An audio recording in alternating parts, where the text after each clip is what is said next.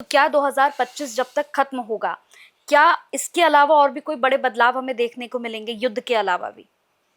देखो, अगर ये युद्ध अगर हुए तो अभी मोस्ट प्रॉब्ली चांसेस हैं मई, जून, जुलाई, अगस्त तक। मई से लेकर के अगस्त तक बहुत ज्यादा ट्रेजेडी हो सकती हैं। और भी कंट्रीज में अभी पीछे अभी मैंने सुना था कि ईरान में या इराक में भी विस्फोट हुआ। तो अभी ये जो सब चीजें हो रही है ना, ये ग्रह स्थितियों के कारण ही हो रही हैं। क्योंकि ये ग्रह जो इतने सारे थे, कोई साल कितने ग्रहों का राशि परिवर्तन हुआ है। चंद्रमा तो चलो हर सवा दो दिन में राशि परिवर्तन करते हैं। बृहस्पति बहुत बड़ा परिवर्तन है, वृषभ राशि से मिथुन राशि में ट्रांजिट हो रहे हैं 15-16 मई के आसपास। राहु केतु ट्रांजिट हो रहे हैं, शनि ट्रांजिट हुए हैं।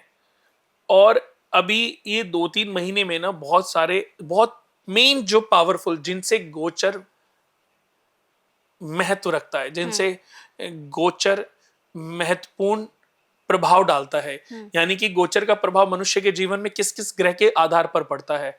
तो मैं बता दूं कि चंद्रमा से गोचर पर बहुत ज्यादा फर्क नहीं पड़ता, सूर्य से भी बहुत ज्यादा फर्क नहीं पड़ता, मंगल से फर्क पड़ता है, बुध से और शुक्र से बहुत ज्यादा फर्क नहीं पड़ता। मंगल, शनि, राहु, केतु और बृहस्पति, मंगल, शनि, राहु, केतु और बृहस्पति, ये सारे तो चेंज हो रहे हैं। अभी मंगल 5 मई को चेंज हो रहे हैं। पहले मंगल कर्क राशि में थे, वक्री होकर के मिथुन में गए, तो 2 बार राशि परिवर्तन हुआ।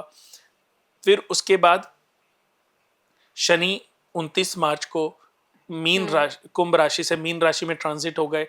और अभी आप पिछले 2 महीने, अभी 1 महीने पहले देखोगे ना, तो सूर्य, राहु, शनि, मंगल, ये सब कई सारे ग्रह जो है मीन राशि में अभी विद्यमान थे। तो ये बहुत ही खराब पोजीशन थी।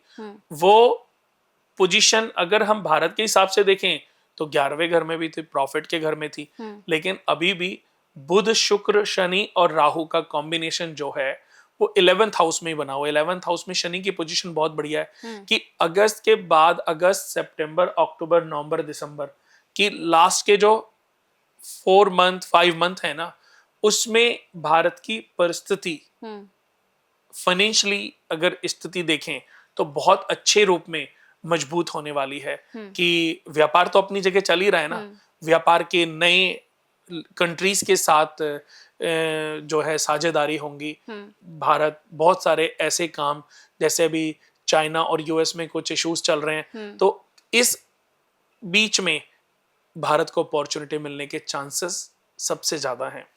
तो ऐसे आने वाले समय में भारत के पास अभी अपॉर्चुनिटी बहुत आएंगी। तो मैं तो यही कहूंगा कि अगर इस समय देश अपनी इनकम पर, अपनी ग्रोथ पर, अपने भविष्य पर अगर ट्रैक कर रहा होता तो ये तरक्की के लिए भी बहुत अच्छा साल होता। हमारे लिए तो है ही, पर पाकिस्तान के लिए भी होता। पाकिस्तान के मतलब, चलो खैर, अब ये तो समय कहते हैं ना कि कभी कभी बुद्धि जब भ्रष्ट हो जाती है तो वो तो घर घर में भी हो जाती है, वो तो एरिया में भी हो जाती है, वो तो हर जगह अपने अपने। और हर कर्म का फल तो हर मनुष्य को अपने आप भोगना ही है। कि किसी को लगता है कि कोई भगवान आएंगे, गॉड आएंगे, अल्लाह आएंगे, आपके पाप कर्मों से बचाने कोई नहीं आएगा। पाप कर्मों की सजा तो कहते हैं ना, इनके ऊपर भी एक पावर, चलो मैं उसे कोई नाम नहीं देता, लेकिन वो पूरे ब्रह्मांड को मैनेज कर रही है, पूरे ब्रह्मांड को चला रही है।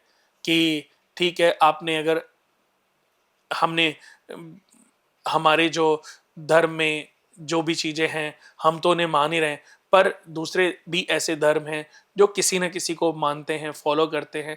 बट हर किसी के ऊपर एक सुप्रीम पावर जरूर है जो कहीं ना कहीं उसको ईश्वर बोल सकते हैं, उसको निराकार भी मान सकते हैं। लेकिन एक ईश्वर तो है, एक शक्ति तो है जो पूरी दुनिया को चला रही है।